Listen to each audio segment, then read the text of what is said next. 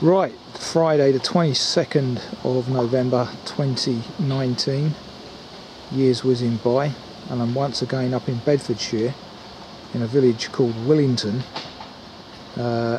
stood in this private car park, although not parked here. Yeah, unusually I've had to drive again, but just about to undertake around 9.5 miles of E-Walk 21, I think it is. One of the North Herts Ramblers group walks again, and let's find out what this Danish camp is. It's a grey day, overcast, forecast all day, no rain though, which is why I'm up here. Bit dubious today, didn't want to go too far afield, so at least get this walk in. So let's press on. So here we are, passing this visitor centre. Google it if you wish to know more.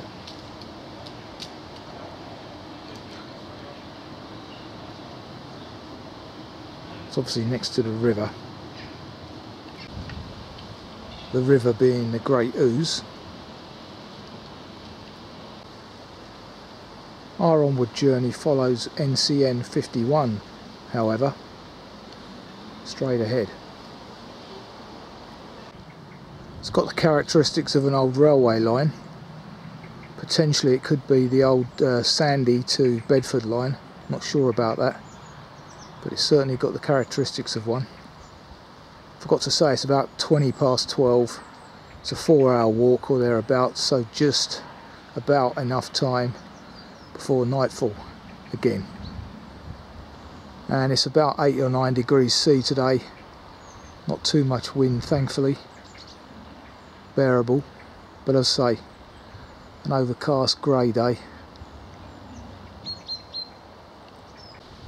So as you can see here, we're 3 miles from Bedford, 3 miles from Sandy, and a quarter of a mile to Willington Lock. The Great Ouse is on my left here, but you'd never know it at the moment because you can't see it. Private land for fishing. We're also walking the Ouse Valley Path, or is it the Ouse Valley Way? I'll check that in a second. Yes, Ouse Valley Way, which I did walk a few months ago up in Harold. Now there is a bizarre noise coming out of that woodland over there.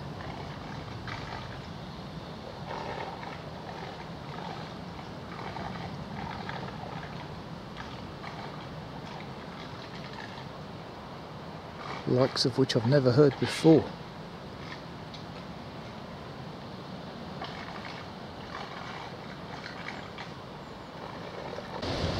Passing the first lock of the day. As you can see, this is Willington Lock, and opposite there's a turn off on the right to Sandy. Don't take that, continue straight ahead alongside the river. So once again, a dead swan in the river beneath overhead pylons. As I mentioned on a previous walk, no coincidence. This one doesn't seem to have the bird protectors on it either.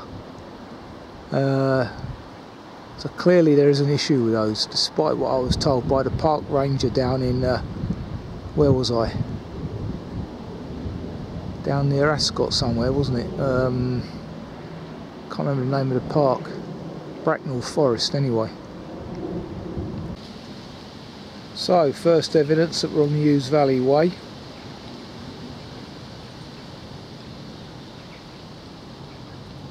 Now approaching, as you can see, Barford Old Mill Lock.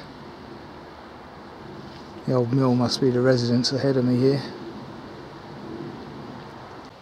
Interesting old building.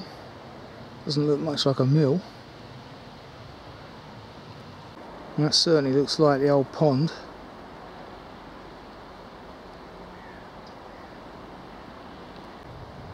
And there's the old sluice catching the water.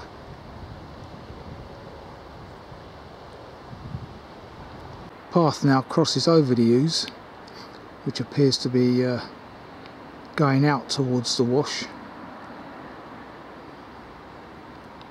Approaching Great Barford. Interesting bridge ahead of us.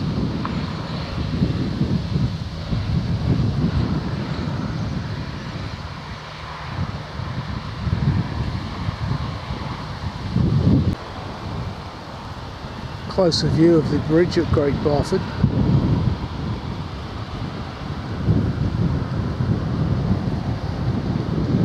With the church just on the left there, in two minds as to whether to have some lunch there or not.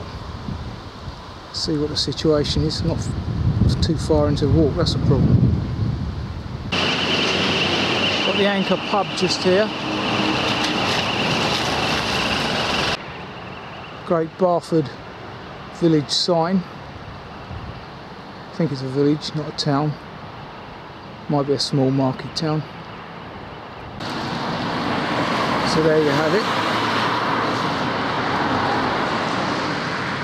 Approaching the rear of the church, which is an All Saints.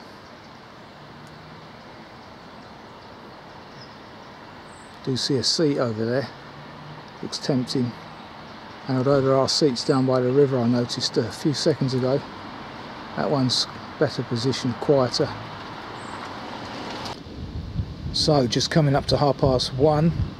Quick pit stop has been had here, thanks to Jack Pitts, who lived to be a good age, 86.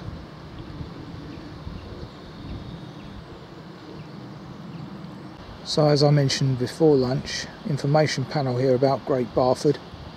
Rivers meet hidden Britain. Google that if you wish to learn more. Get a better view of the bridge from this side.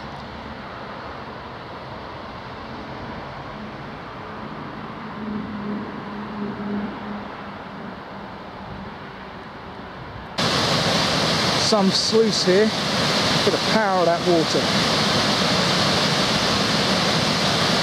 Reminds me of the crossing that I did down at the Thames. Walking over the Great Ouse, which is very high level at the moment, following the recent rains. Amazingly powerful at this point. Lock next door to it to allow the barges to pass. Not sure how the fish continue, mind you. Amazing.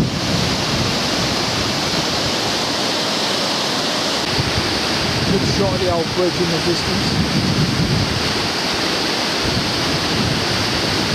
Church over yonder.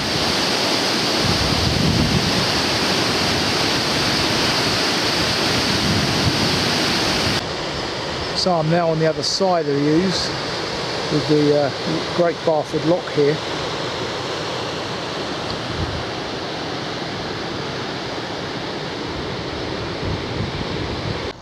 Finger post there shows the walk going straight ahead, but that's flooded at the moment.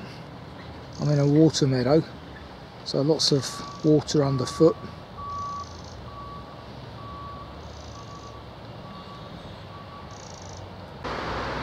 As earlier, the footpath shown on the GPS is no longer accessible, so we can't go under the bridge and back up this side anymore.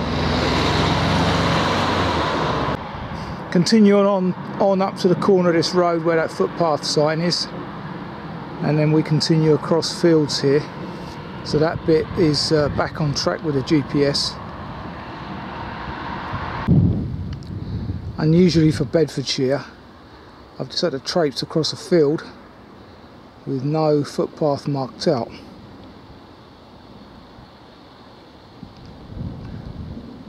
Very poor. I mean, I'm assuming he wants you to come down this greenway here, but it's not indicated, and the right of way is diagonally across this field. But like I say, not reinstated. Then you reach the first stile of the day, followed by a little bench there. Not sure why that's in the middle of nowhere. So we then reach cycleway 51 again, and the official route is left, but I'm going to continue across diagonally across the next field, which also isn't reinstated, I notice. So another muddy field to traverse, but I notice that cycleway from this angle looks even more like a railway embankment now. As I say, probably the old sandy Bedford line.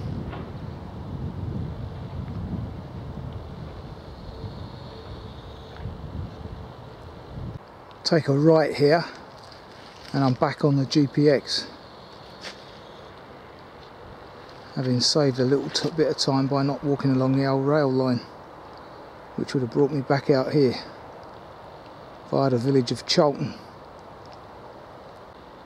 Most of the berries have now gone from the bushes, I note, and that confirms a report I was reading the other day by the BTO, British Trust for Ornithology, saying that fieldfares and the thrush family generally stop feeding in the bushes around about this time because they know that the berries are gone.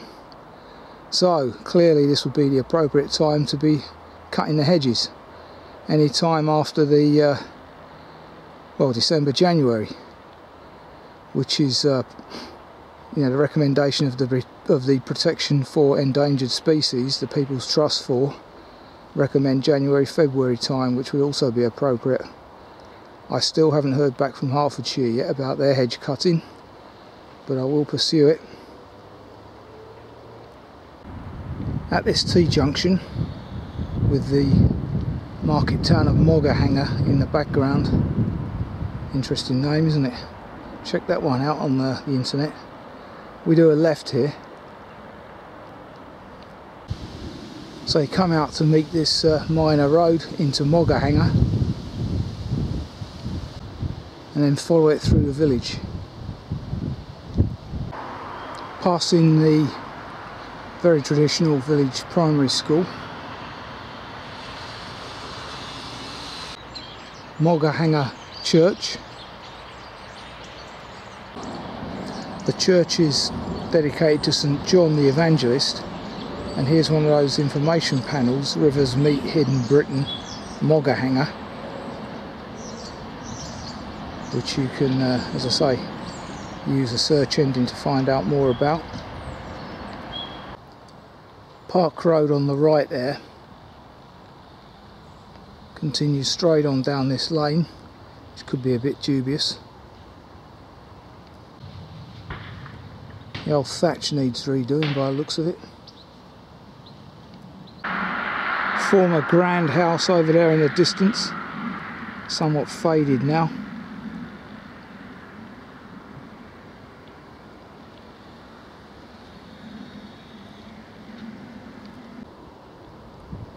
On the map it's referred to as the park.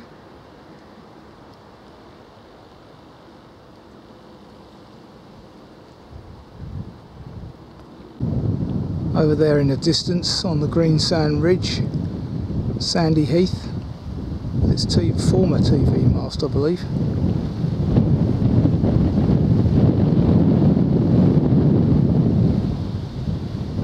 Good to see the stubble being left here for the birds. Appropriate as we're in vicinity of the RSPB. Down by that white car ahead, we do a right to follow the North Bedfordshire Heritage Trail alongside that wood all the way back to Willington. So not too far to go, with about 90 minutes of daylight left.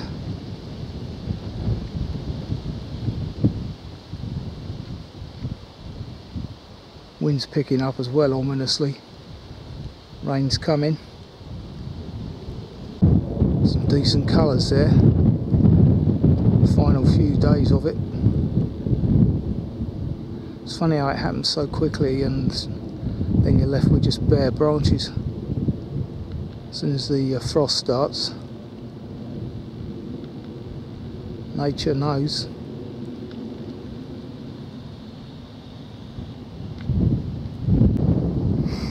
Passing a phone mast. I've just looked at a map and we're around 55-60 foot here, so it's not at a particularly high point. Highest point on this walk today, about 180 foot, so not a great range of heights today. And as you can see, a bit higher here than where I'm headed.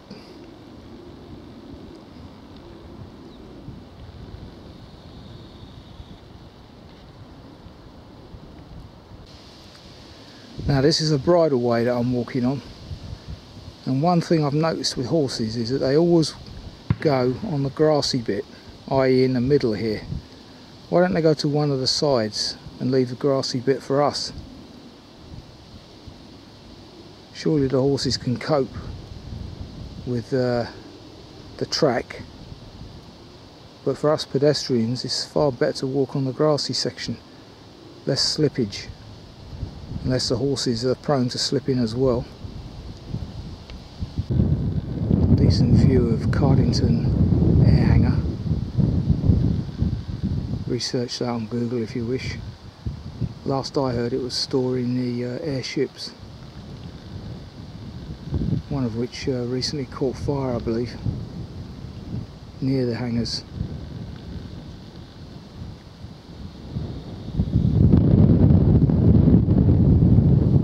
There's a bench there under that oak tree for viewing.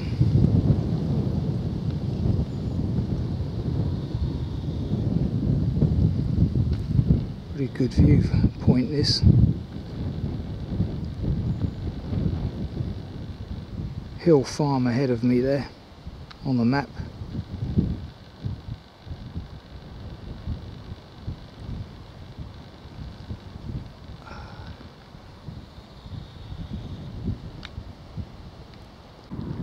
Past Hill Farm there on your right. Don't take either of the turnings right or left, but continue straight on. I think we've got about 2 miles to go. So, a fair section of road walking here before we meet the main road ahead of us. It's just starting to spit as well, so I might make a judgment call on whether to shorten the ending a bit.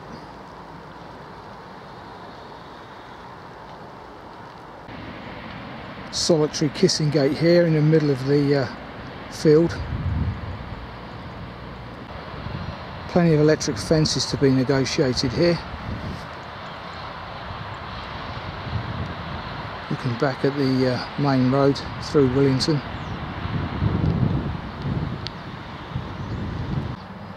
A couple of fields of horses to be navigated there, but rather than cattle. Approaching St Lawrence, Wallington, which is double width if you notice.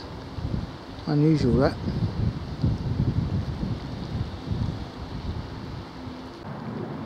Diocese of St Albans right up here, surprises me.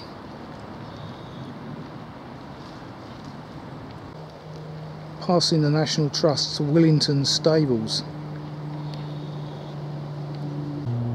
and Willington Dovecot. Google those for more information. Very interesting. Best bits saved to the end, eh? Information panel here about Willington. As I say, Google that for more information if you're so interested.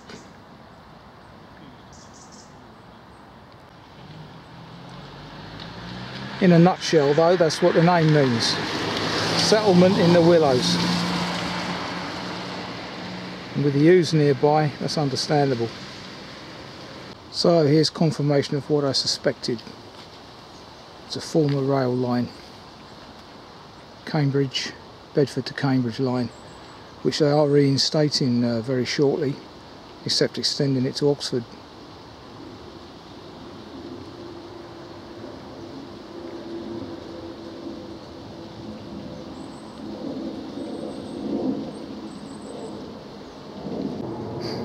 Information panel here about the railway. Willington Station opened in 1903, closed in 1967. Another victim of Beechings. Very pleasant section this to end the walk. Orchard over there on my right as well. Wonderful. Need to resurrect that. Get it fruiting and local produce in season and all that. Bit of old railway memorabilia here. Probably a level crossing here by the looks of it. Further bit of memorabilia here. Possibly a siding or station. Near Danish Camp now anyway.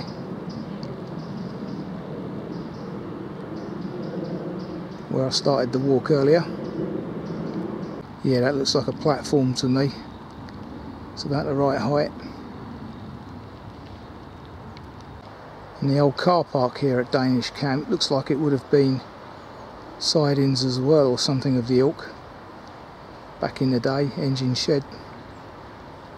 So here we are, Bedford River Valley Park. The conclusion of my walk today. NHRG, I think it was 22. Willington Circular. Around 9.5 miles and approximately 3 hours 50. Looks like this used to be an old weighbridge here as well.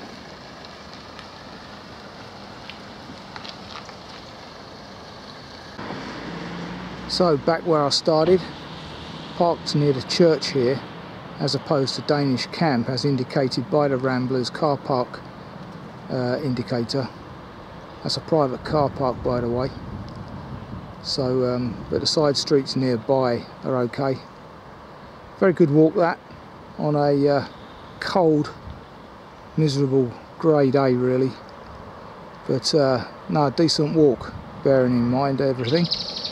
And some heavy going in places across fields, one of which you don't need to be doing if you follow the old railway line, which I didn't do for that short section. But otherwise, yeah, lovely walk that. Plenty of variety, rivers and old railway lines, etc. So, just beat dusk, as you can see. Till the next time.